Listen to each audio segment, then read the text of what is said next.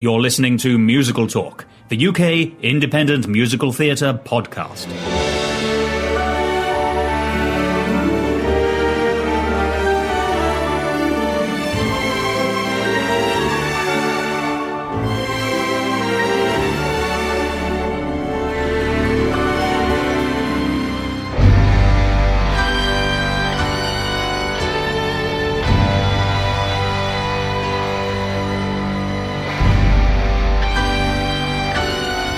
Hello ladies and gentlemen, welcome to this week's episode of Musical Talk. My name is Nick Hudson.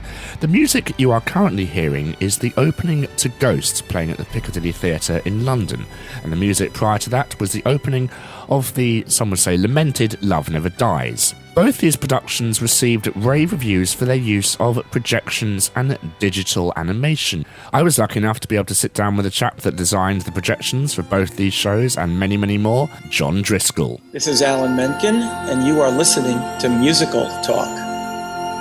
As we've mentioned before on the podcast, there is sort of one team of theatrical talent or geniuses working in the West End at the moment.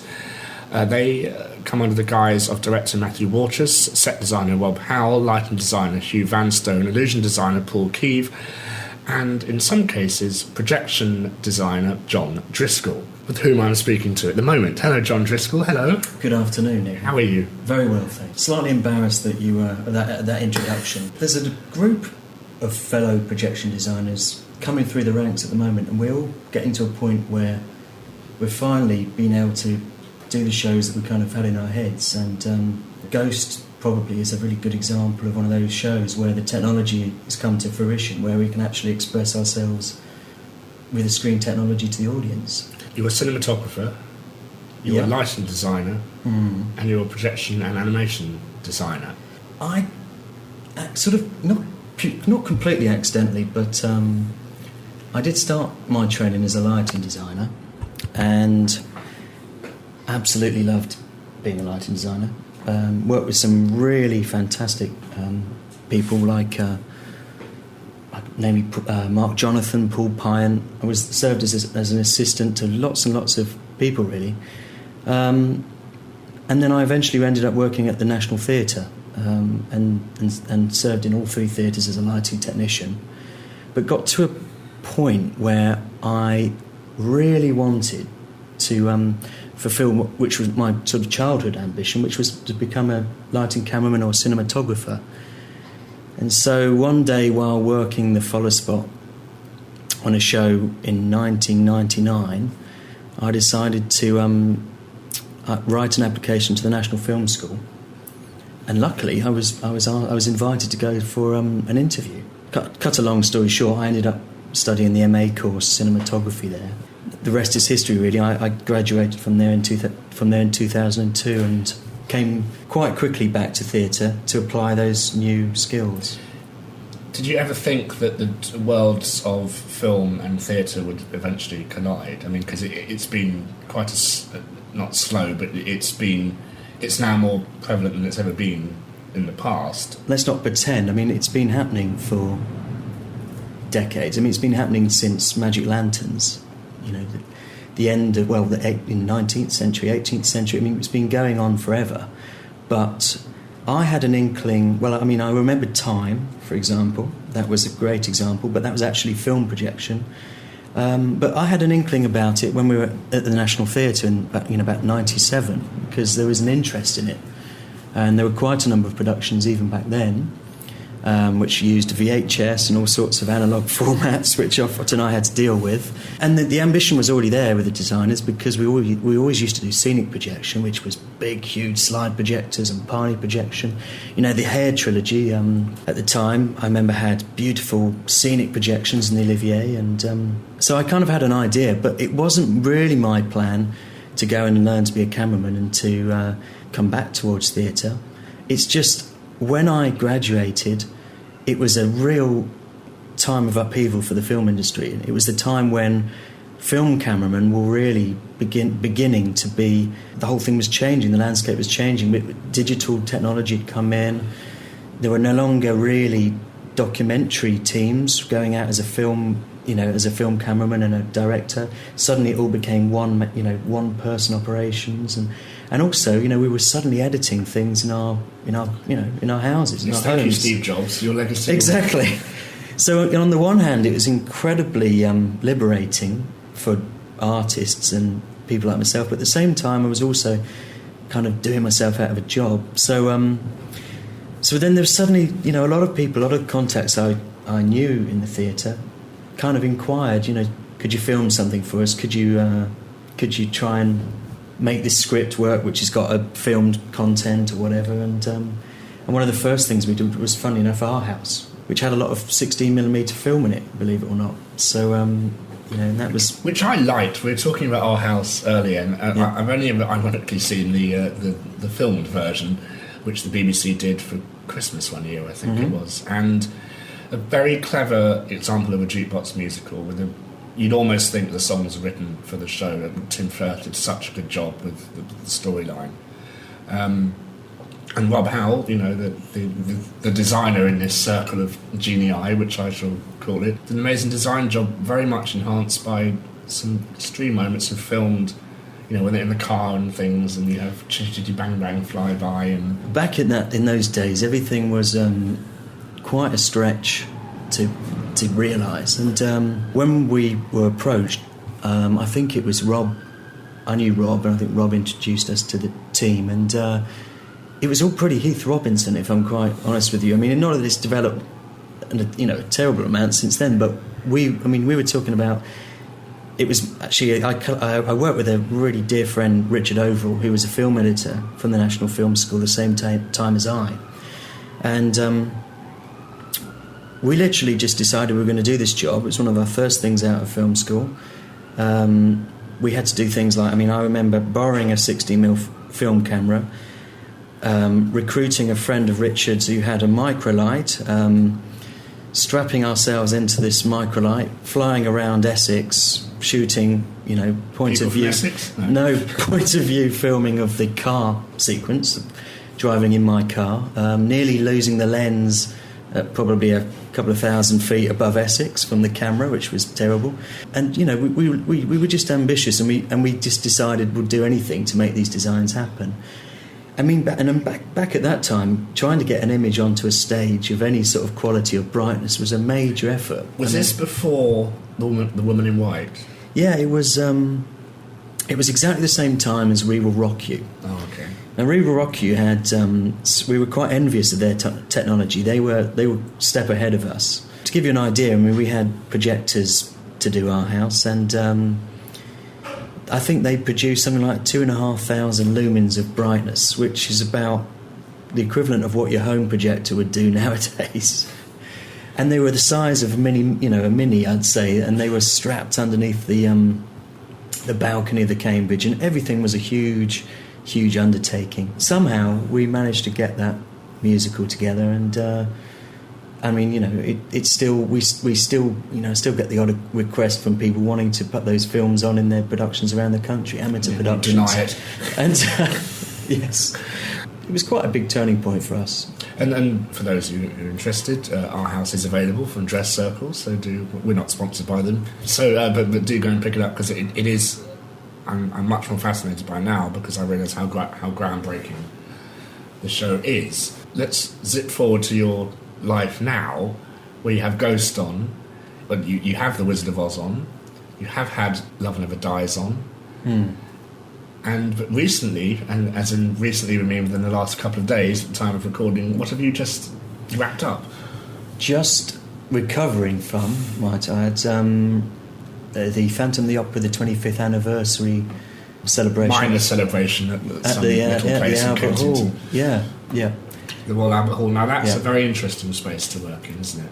Very challenging, yeah, but thoroughly enjoyable. And it's just not conventional in any way. If I was a sound designer, I'd be talking about how difficult it is to get the sound right. But it's not such a hard task to get projections in that space, because it's done all the time. But it's the scale of them. We're talking about 20-metre wide screens, that kind of size. Cinema, isn't it? It is. It's big, and I guess the other big challenge is getting a show on like that in such a short time frame. Well, the short rehearsal period as well. Probably Yeah, and the fit up of what we call the fit up, which is the time you get it all built and get it all programmed so it works as a show.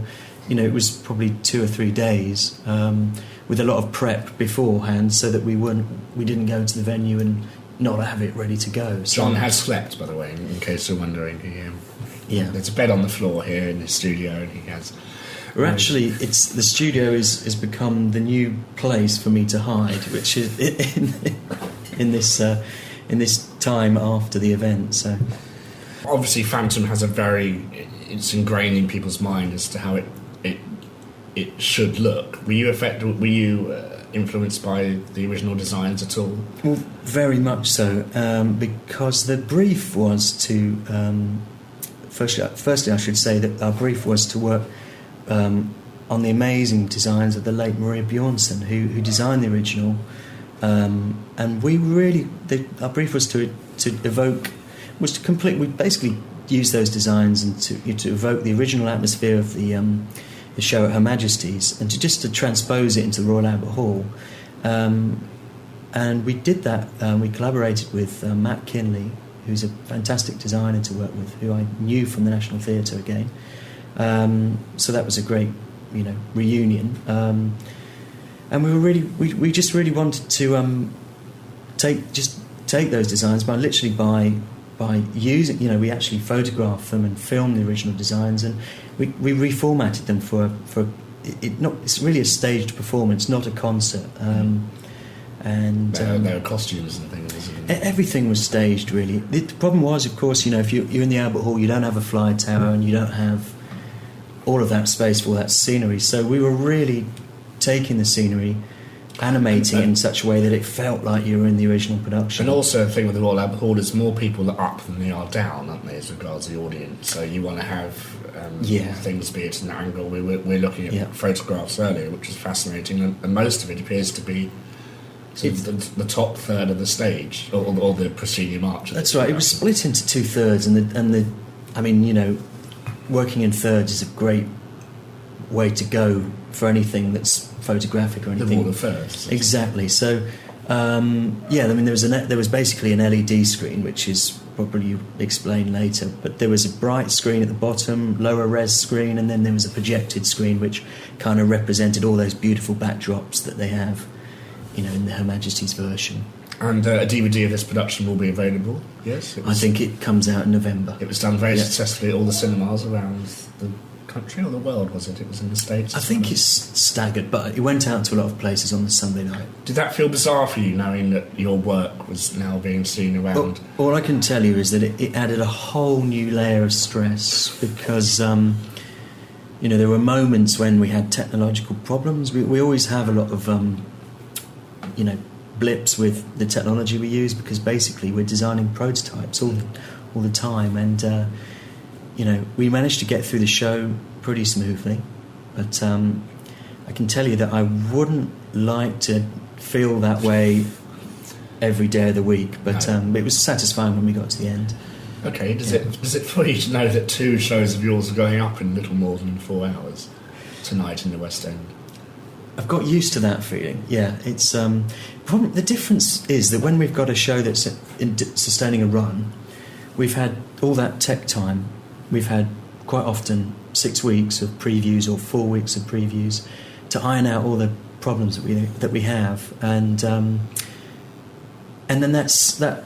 It's funny. We quite often do a really, really great first show, but then 2 days in, something will present itself. Maybe something will start to overheat or something, and our job is to work in the previews, is to riddle out all of these problems, and as well as the look of the show, the fun bit, the creative bit, there's also that technological side that we just have to iron out the problems with. So and safety, of course, for everyone involved. Safety, all sorts of stuff. Yeah. Ghost. I reviewed Ghost. You heard my review. You know my thoughts. I do. All praise to you and the creative team and the technical team involved. But tell the listeners how mammoth Ghost has been for you. Say what you're allowed to say. Quite a commitment. I mean, we started it probably the first filming we did for it was back in November last year. So coming up to a year ago. And then we, you could say that we were on site for probably 6 months. 6 months in Manchester, or I think it was 3 months in Manchester, and probably the same again in London.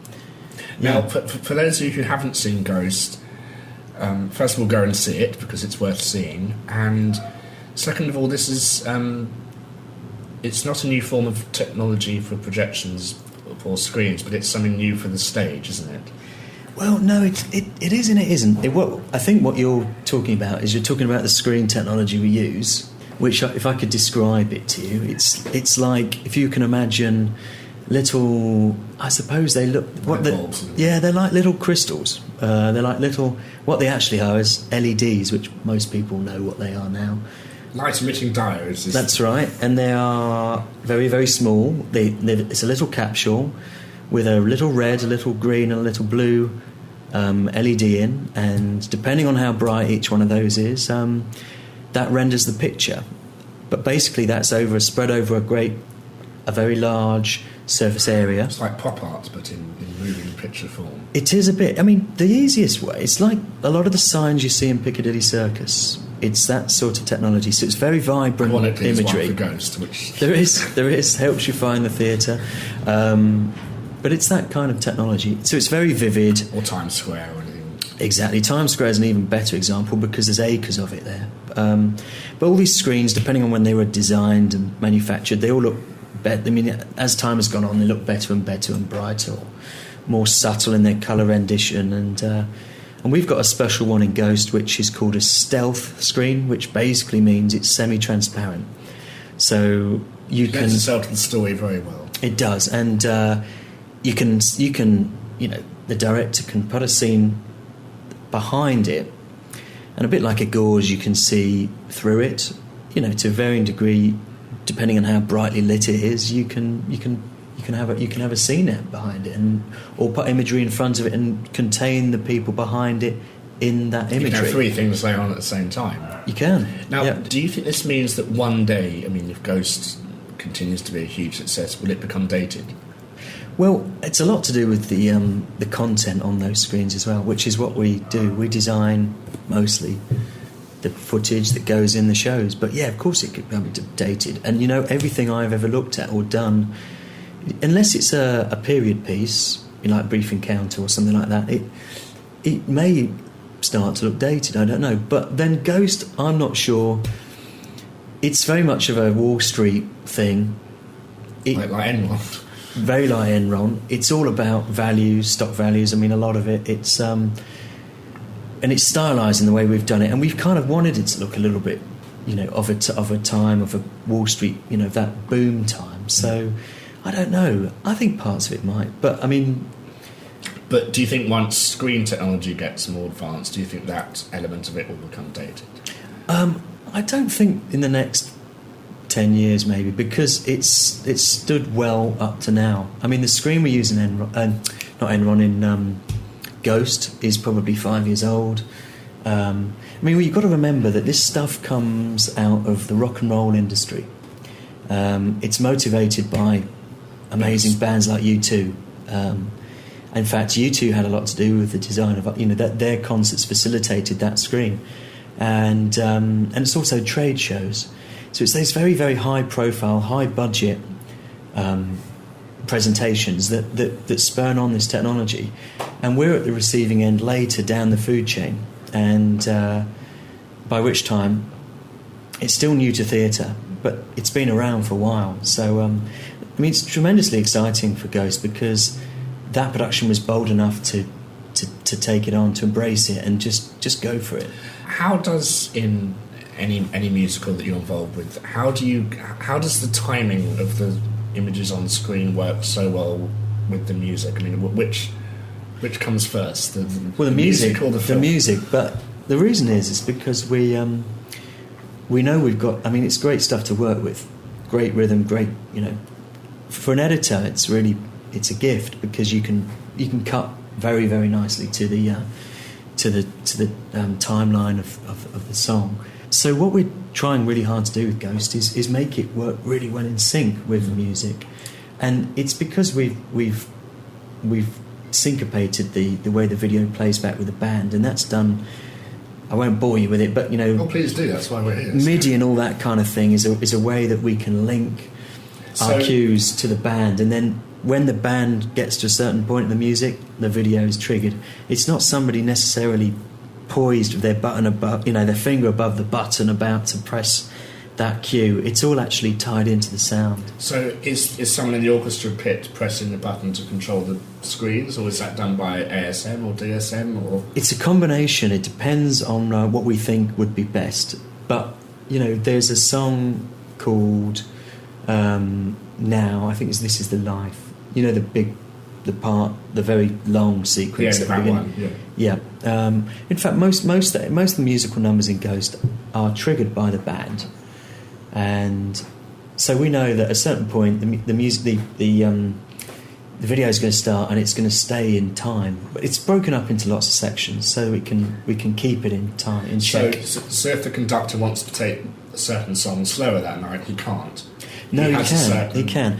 The conductor on Ghost, there were lots of vamp bars. This was always a bit of an issue for us because I can tell you understand what that means, but it basically means a bar that's repeated over dialogue till then. Yeah, exactly. So what we'll do is we'll also have a vamp of video. So we'll have extra video that allows that undetermined or that to be determined, section of the music to carry on going, and then as soon as it carries on going, the video joins it again, and so it's the video that is the underscoring video in Ghost is in short sections which are roughly the same size as the score, and it jumps in and out of that kind of stuff all the way along. But our brief and what we wanted to achieve was really, really tight visuals to the sound. I've labelled Ghost as a true 21st century musical because moments it's like rock concert meets MTV, because there are almost moments where it feels like you're inside a music video because everything is so in sync and there's slow, like Matrix style movement, which I like to call it, and things like that, or people slow motion. And, well, it's further complicated by the fact that we are they want it. I mean, what we tried to achieve was having the ensemble who are on stage also on the screens. Yeah. So very early on, we would be shooting the ensemble in green screen studios. But we've got to be shooting in order for it to be in sync with the music and the real live action on stage. We've got a soundtrack played back in that studio, which is perfectly in time with what's going to be played back in the theatre. So there's lots of different levels of in sync, but I mean I can't really explain how many stages it goes through, but which must complicate it even more if they want to make a change during previews, which means you then have to go back and edit all the dance sequences being filmed if they cut up our music and stuff. So I mean well, fortunately that didn't happen too many times because we knew what we were doing and we knew that we knew the parameters were that it had to stay in sync, and so therefore try and write this piece of music the right amount of bars and all the rest of it. But minor things changed. We'd have to cut things out, or we'd change a bit of choreography. But yeah, it's a bit of a minefield. But we had a way of working that meant we wouldn't go wrong too many times. And how closely did you? I mean, this might sound like a question with a silly answer, but how closely did you work with Rob Howe, the set designer, and Paul Keeve, the illusion designer? Well, it's the same with most productions. We have to work as closely as we possibly can because we're all interdependent on various aspects of our designing. Rob had to come up with this. We had to work with Rob very, very closely because the set design is our canvas, and early on we've got to fit that technology to that set. And for example, I also have a team of people who I work with, and it's kind of a big collaboration because a chap called Alan Cox who works as my production video, and also he consults on all the technology that we use. we had to get in there with Alan, and we had to say, look, how big are these screens going to be? All right, well, we can't quite make them that big because the panels of the LED don't fit that size. So, okay, what about if we make it a little bit bigger or a little bit smaller? You know, there's all these parameters that we've got to start from.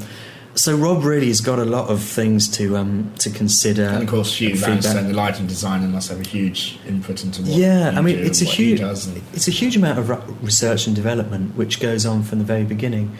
I mean, you know, to see a project like Goes Through probably took, just for my department, is really more than a year. I mean, and then there are workshops before that, and it's a long time frame. It's a lot of commitment.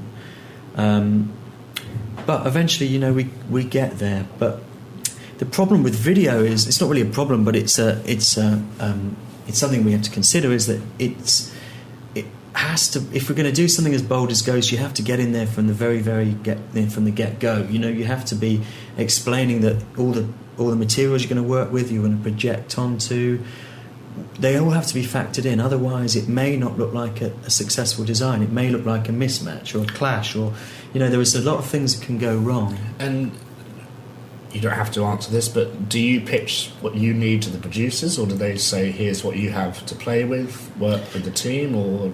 Well, no, what we'd normally do is a treatment which kind of demystifies it to a producer. I mean, I'll normally write a treatment to say, this is going to be, I'd suggest we do it this way. We work with this kind of, well, you know, we'll work with projectors, we'll work with LED, and then it sort of starts from there. I mean, there's so many different things. Then we'll start looking at where we could find the technology we need, because it's not obviously available everywhere. And then the other thing we do is we describe the visual style and how we're going to make the footage, and how we're going to originate all of that footage, because it all has to start somewhere, and all has to be original footage. All has to look a certain way. You can't go on the internet and download images from No, Google we kind of, yeah. I mean, and then what I bring to the table is I bring together. Well, I have a big, you know, understanding of all the visual styles, and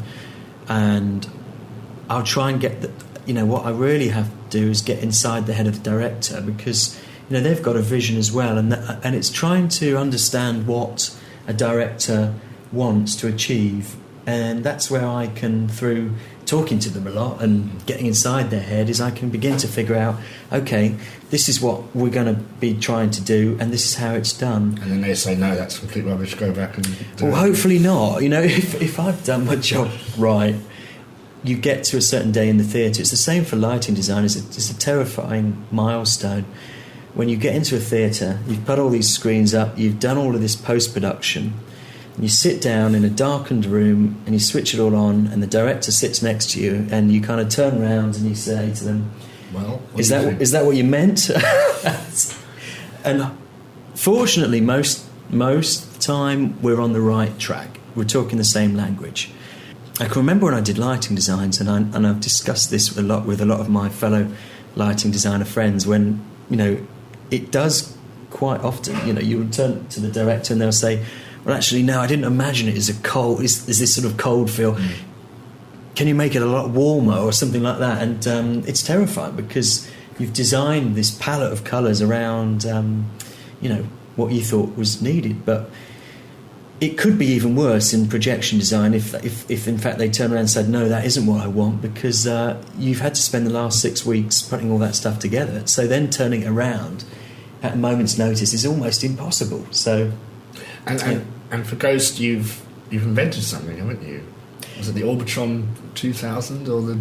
Well, it's a little unfair to say that I've completely invented it, but we have got... it's not called that, it's called the Orb-O-Matic. Orb-O-Matic. Which is a new kind of projector. Moving projector, isn't it? It is. There were moving projectors. I wasn't ever very satisfied with them, so... basically, we just invented our own one, which is a great one, which... patent pending, or...? Not at all. Basically, again, my colleague Alan, I said there's a need for this thing, and it kind of amused me that he could put together this bespoke creation, which is it's basically a projector that moves wherever you want it, and we christened it the Orb-O-Matic, and really I only just told you because it makes me laugh, and I quite like lo-fi technology. So. But it provides a wonderful effect for the story, which it does. It proves its purpose. It does, yeah. You're listening to Musical Talk. Sadly, a musical no longer with us is Love Never Dies, which you also very heavily involved.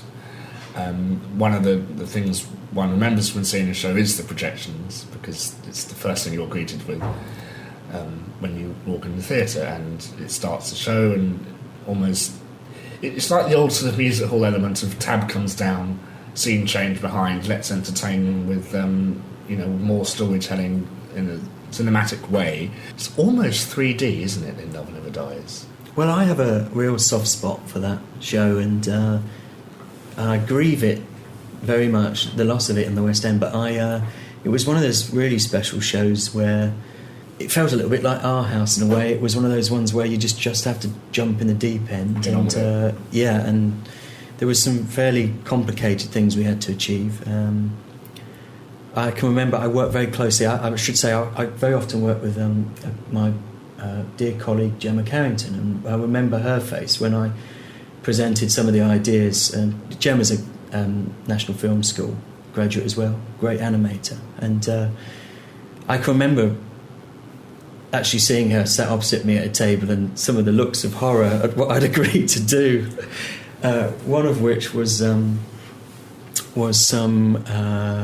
horses appearing out of the crests of waves and on the beach of Coney Island.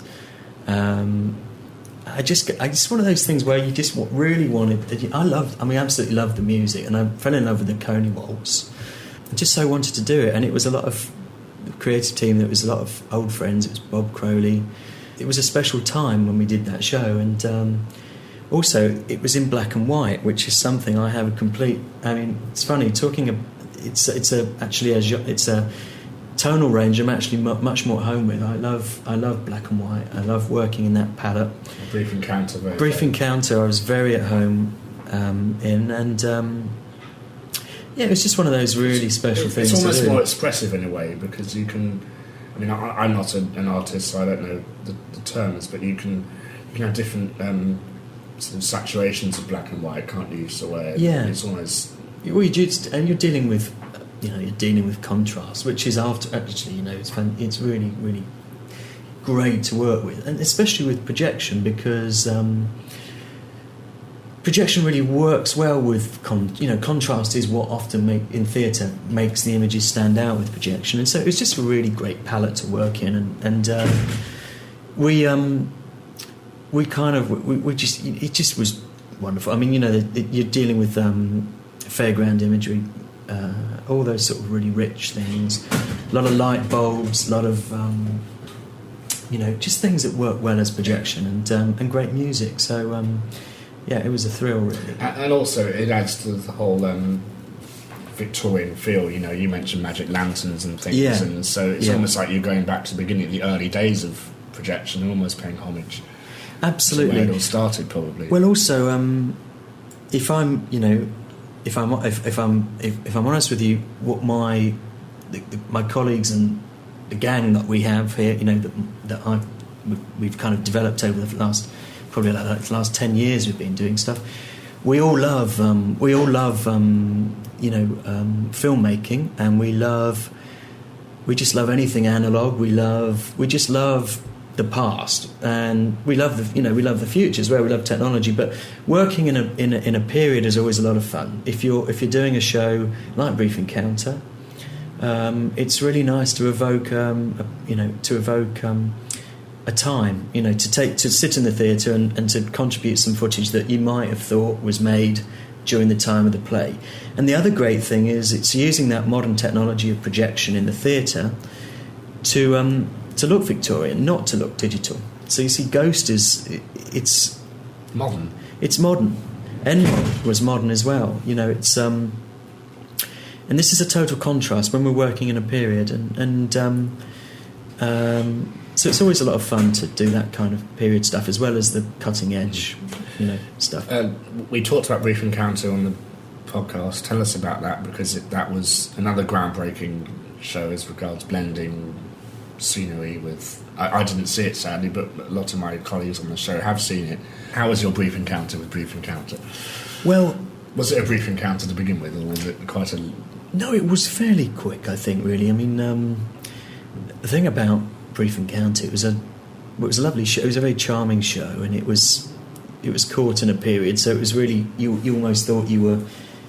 Well, it was a whole experience, because you'd go to the cinema and you'd sit down and the usherates would show you to your seat, and it was a very immersing experience. But I think from our perspective of doing the footage, it was a gift for me, because I have to admit, I do love trains. don't mind admitting.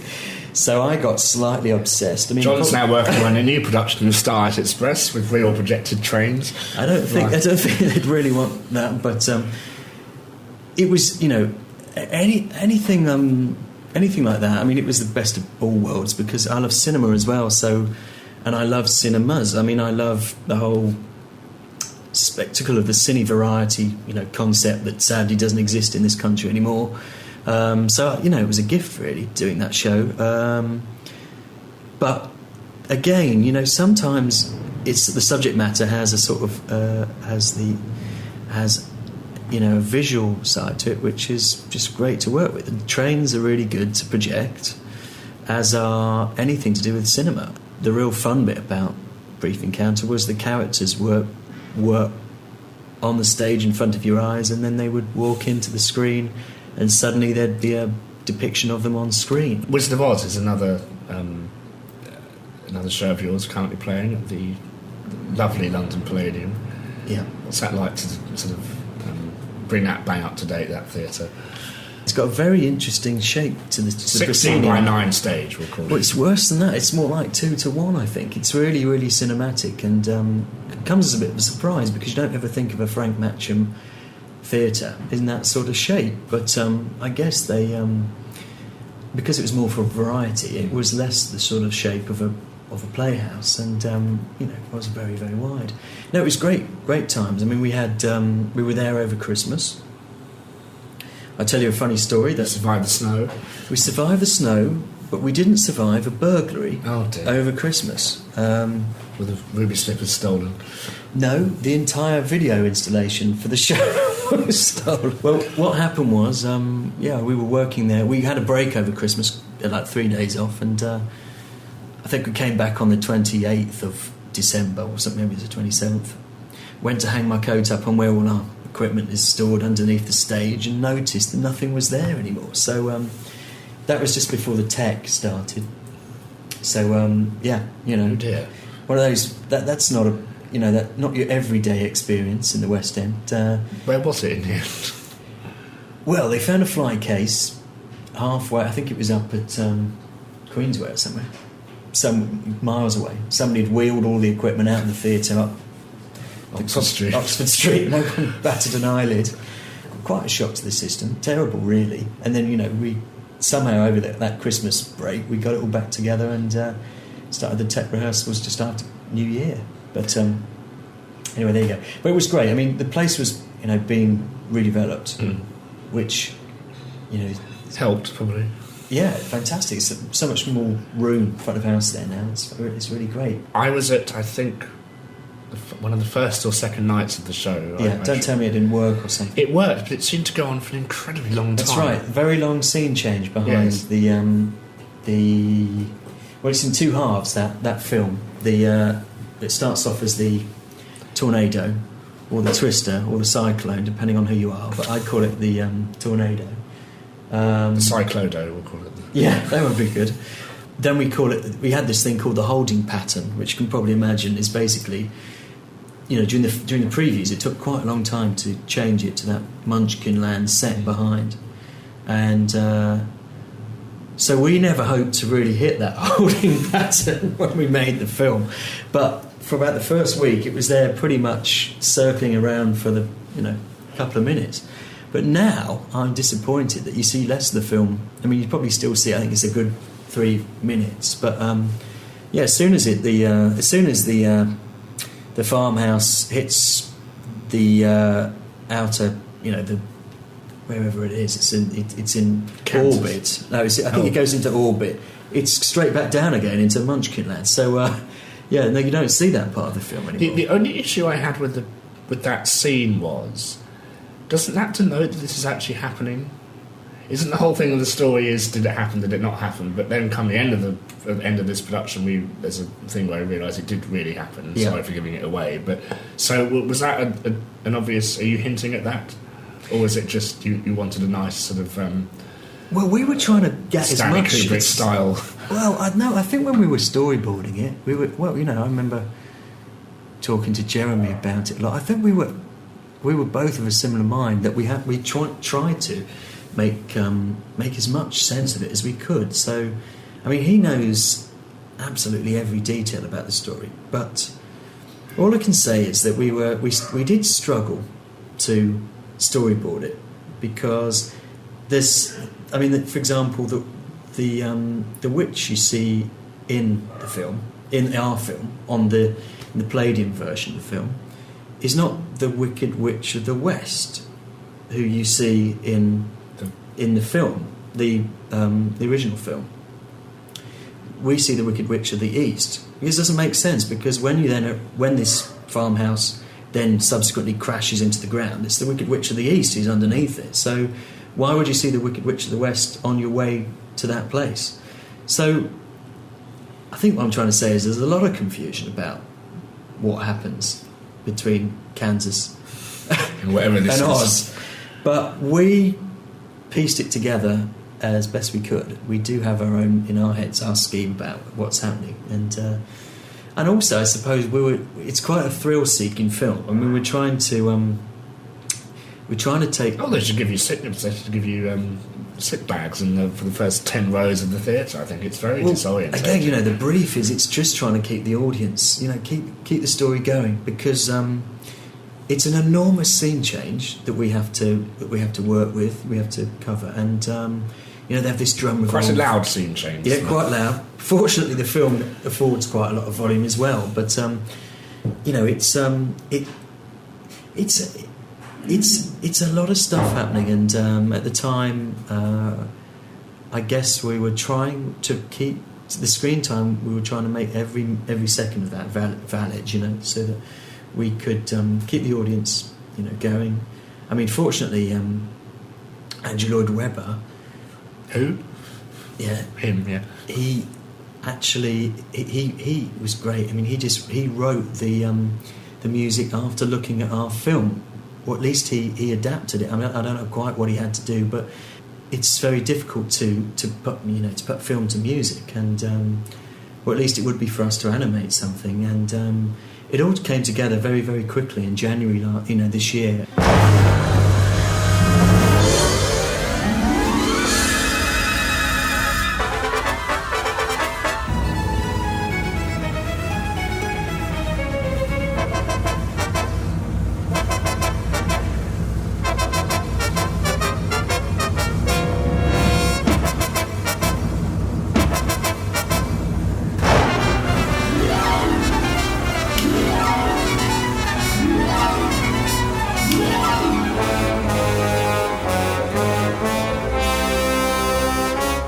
Magnificent to hear the music, and see the film at the same time. It's all part of the same thing.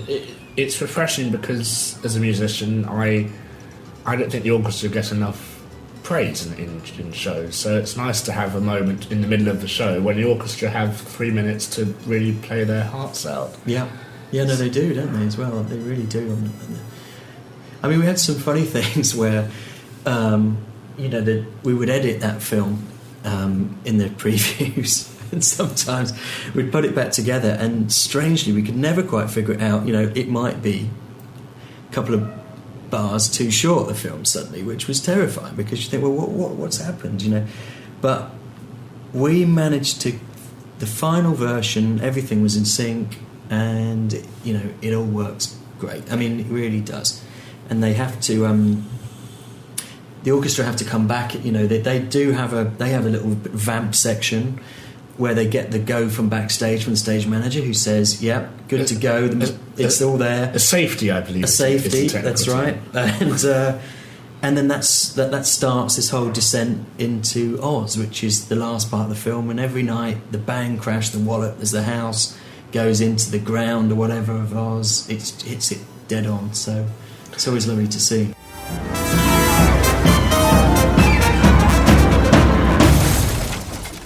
And also, this show features live video, doesn't it? At the end of Act 1. Yeah, there's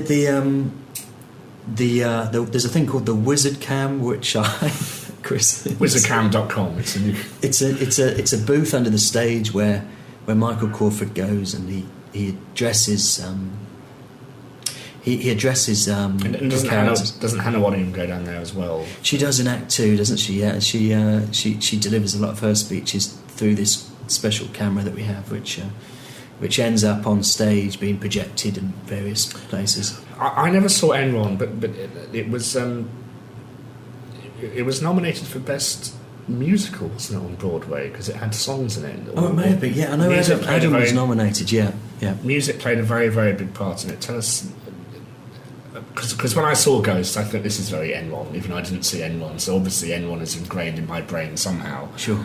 Obviously with the stock exchange and all that kind of stuff. Do you think you're starting to get a style for your work now? I'd hope not, because most we have to change whatever our style is to whatever the project is. But yeah, it's funny. It's come up before, but I mean, I can't think of much that, apart from the stock markets, that is an Enron that's a similarity. But Enron was to Ghost, that is. But Enron was, for a great part of it, all about the stock markets, the thrill of the stock market. But it was very, very simple. I mean, it was a very physical piece as well, wasn't it? It was. And this is Rupert Gould for Headlong. We did it in Chichester.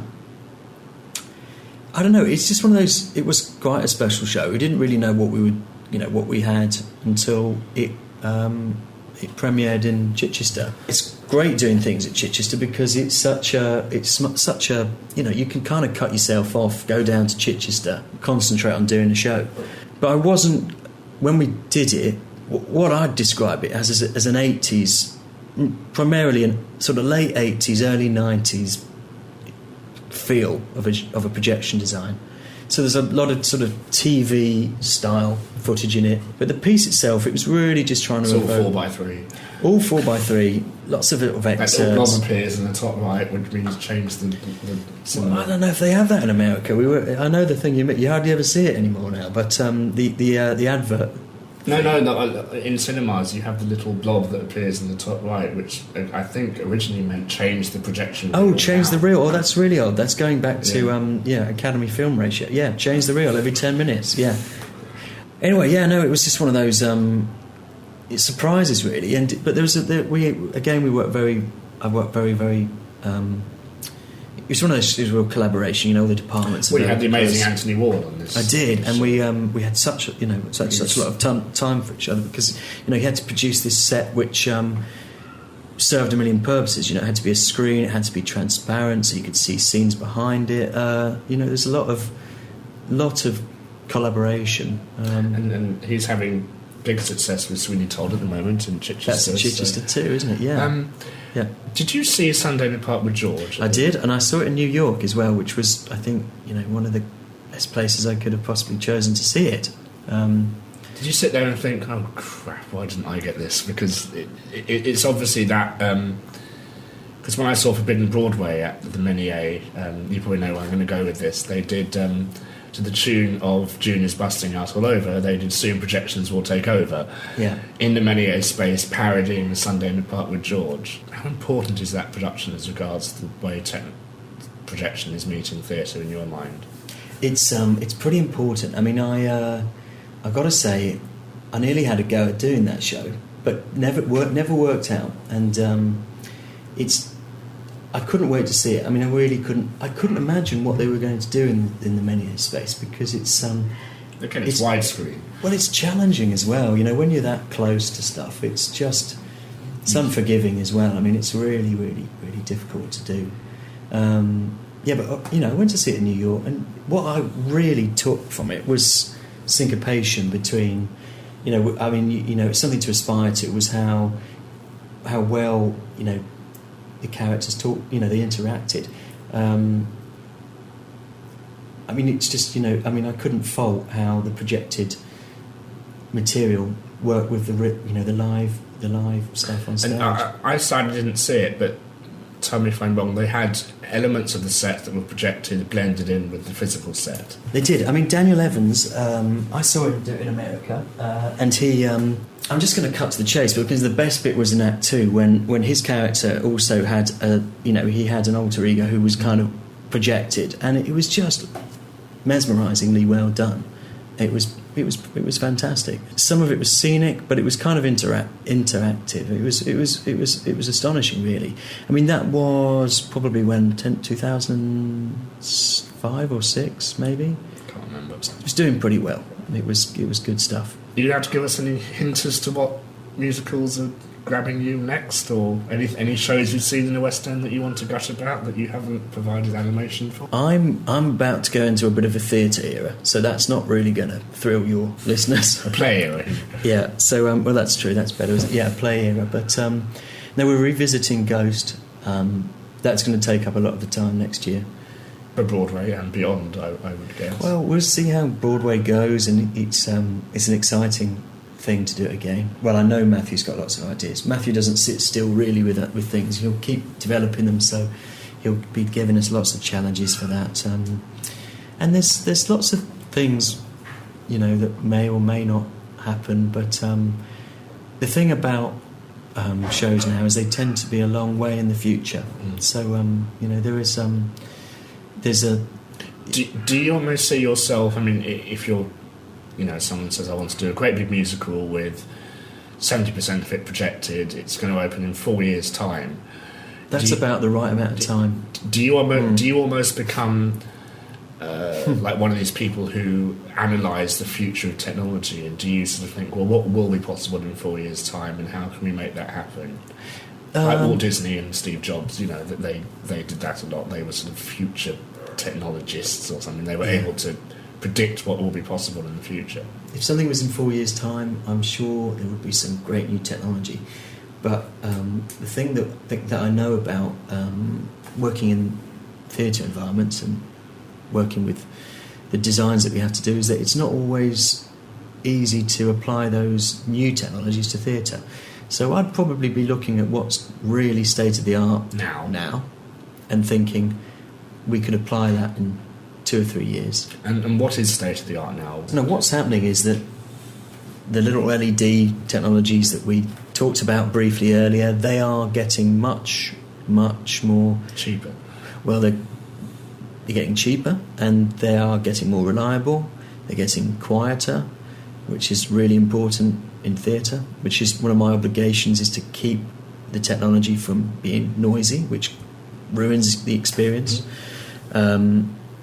And the other thing that's happening is they're getting more detailed, as in the pictures are getting much, much better. They're getting the LEDs much, much smaller, and therefore they're getting the LEDs closer and closer. So you can imagine that you could do some really, really detailed, vibrant, amazing-looking backdrops in, you know, the more attention you pay to these screens and more money you put into them, the better the image quality. So you could really transport your audience to some amazing places and environments. And I have to play the devil's advocate as my last question. Do you think the art of projection is killing the art of set design? Not at all. I think they're working hand in hand. I wouldn't like to design anything that wasn't something that was connected to a physical design.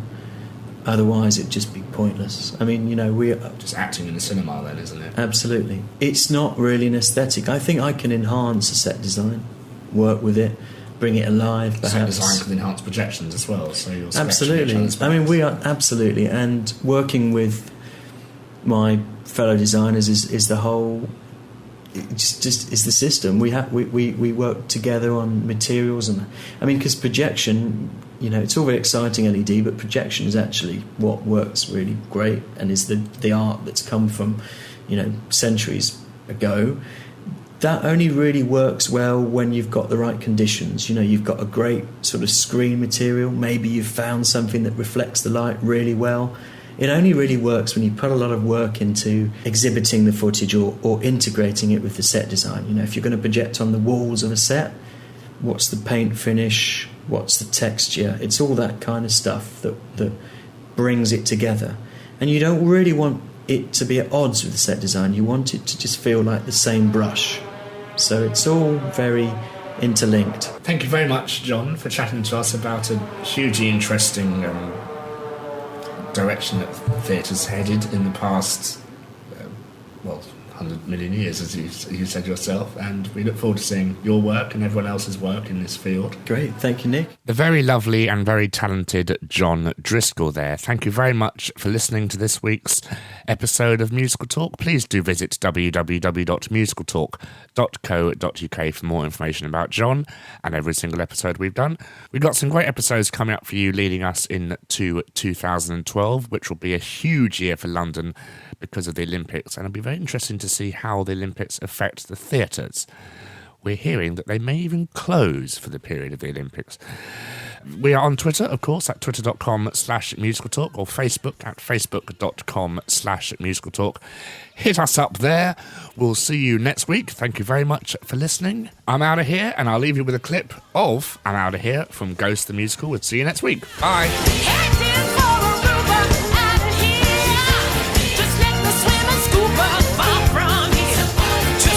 It's not Cuba. I love what that part. Rest in peace, 'cause life is started. Going in my reservation, 'cause I'll take a long vacation. Look at me, I'm walking through within the talking to me. This episode of Musical Talk